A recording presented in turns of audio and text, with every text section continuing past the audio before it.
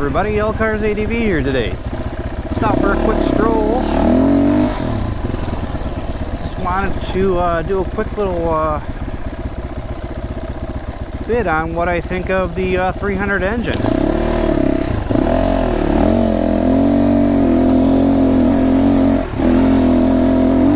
So there seems to be a lot of interest of the 300 engine and the 450 out now, so I don't know, I just thought I'd give my little opinion of it. And so yeah, I like this engine quite a bit. It's very grunty. It's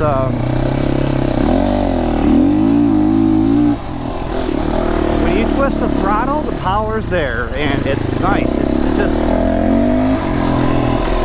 very torquey engine. It's, I feel like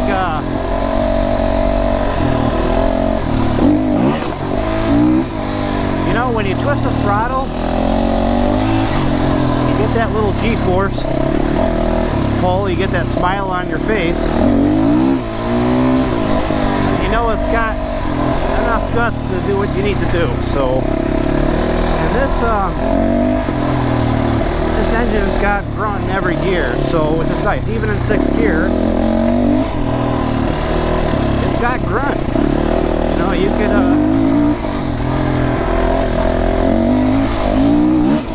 gotta be careful, I don't have all my gear on. But yeah, you can do some passing on the highway if you want, or whatever. It's there, the power's there. So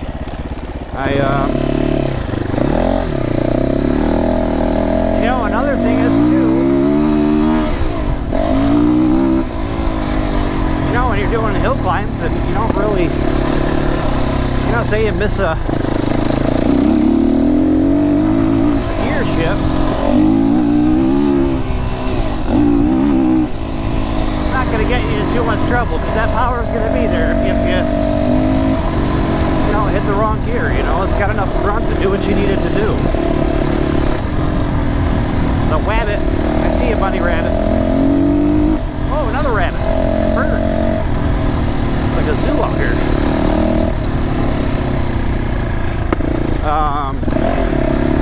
So yeah, this engine can really, you know, be a good workhorse.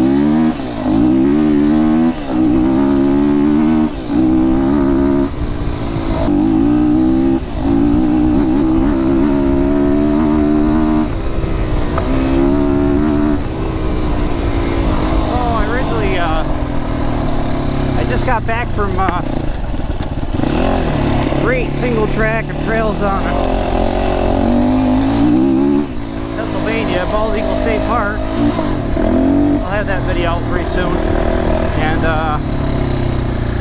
it did great. A lot of, you know, some hill climbs and tight single track. Very happy with the engine and how it performed. You know, I had a Sierra 250L before. That was my first dual sports. Gosh, what a gutless engine that was. And you just, it would only make power if you were like at 7,000 RPM, you know. So, and then it, you know, once you got out of that RPM range, it had no power. And if you ever wanted to pass somebody on the road, you'd be screwed. I mean, it just didn't have it. So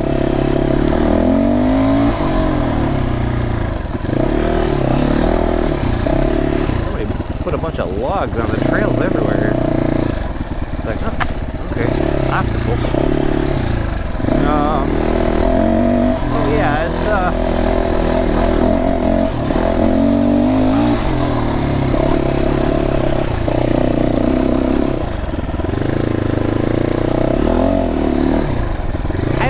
this engine isn't like a super powerhouse where it's gonna like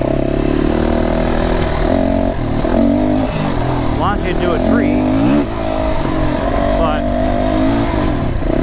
you know, but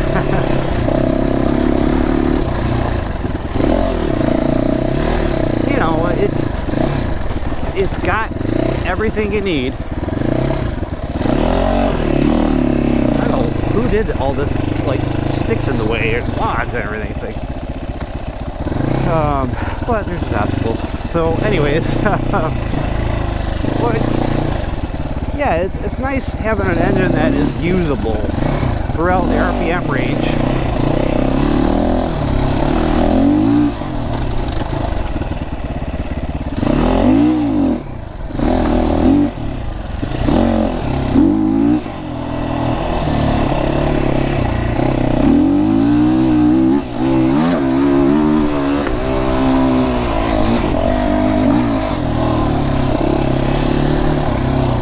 It just seems like a good workhorse engine.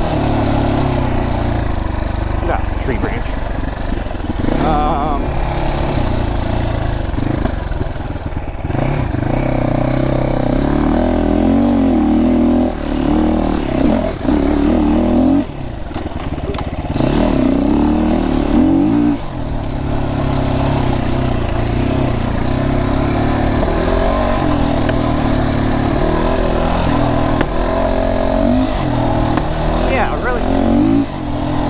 Liking what the capabilities of this are, you know.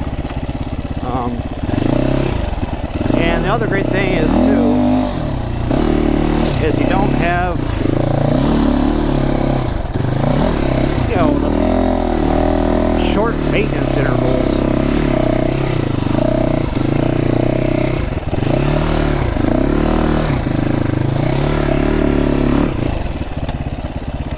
You know, that a lot of the high performance engines on the, you know, the $10,000 bikes have, and which is nice, you know.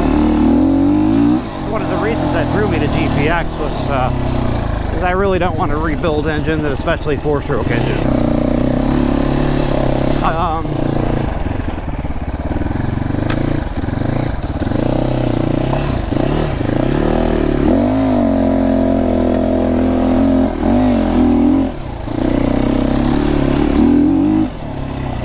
Yeah, that's one of the reasons drew me to GPX, is not having to do rebuilds all the time. So it's nice, you know. It's not like, you know, you get these KTM Husqvarna engines, and it's not like I'm the type of rider that's going to be able to use all the power of those engines anyways, you know. And honestly, I rode just a brand new Husqvarna FSE300R, I don't know, a month ago or so, and I didn't feel, I really didn't feel that engine was that much better than this, honestly, just from the short time I rode it. I'm not saying it isn't better, but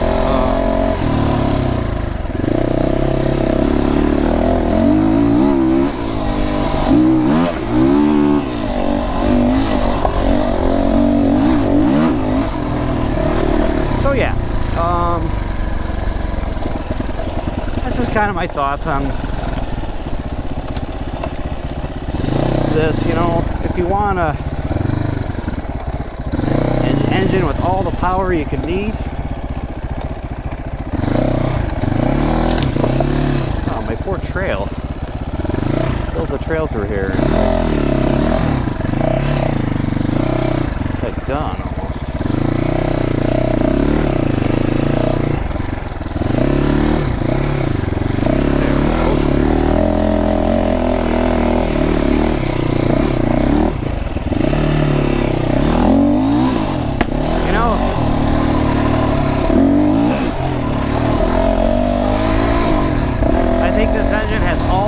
You could ever need.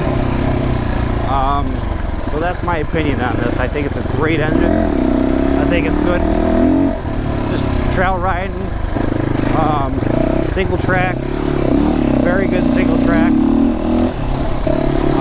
hill climbs. And honestly, if you were gonna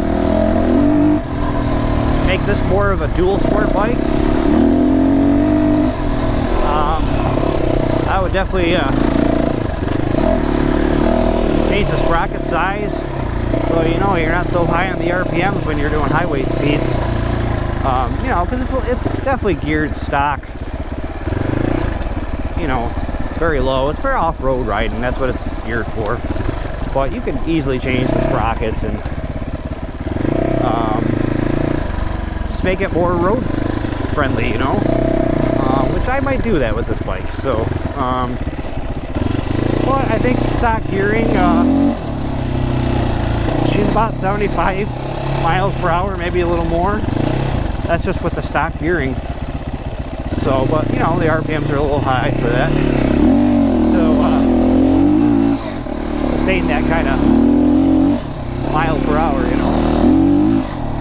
So, yeah, I think this bike could very easily turn into a dual sport bike, you know, instead of just running off-road. So with a sprocket change. It is a little loud of an engine, so you know, if that bothers you. But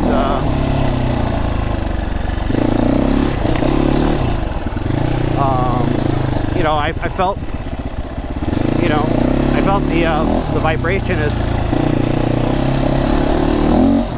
not bad. I mean, it's pretty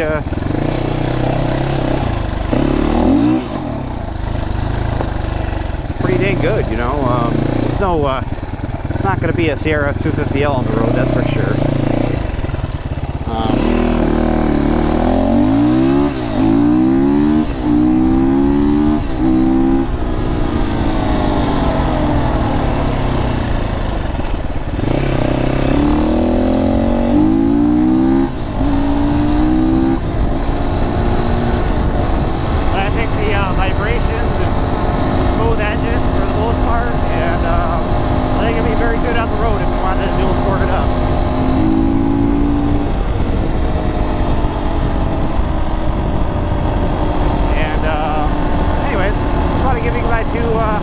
My 2 cents on this bike, for whatever that's worth, or this engine, I should say. And I give it a Elcar's ADV Engage rating. So, engage. All right, guys, move along the ride.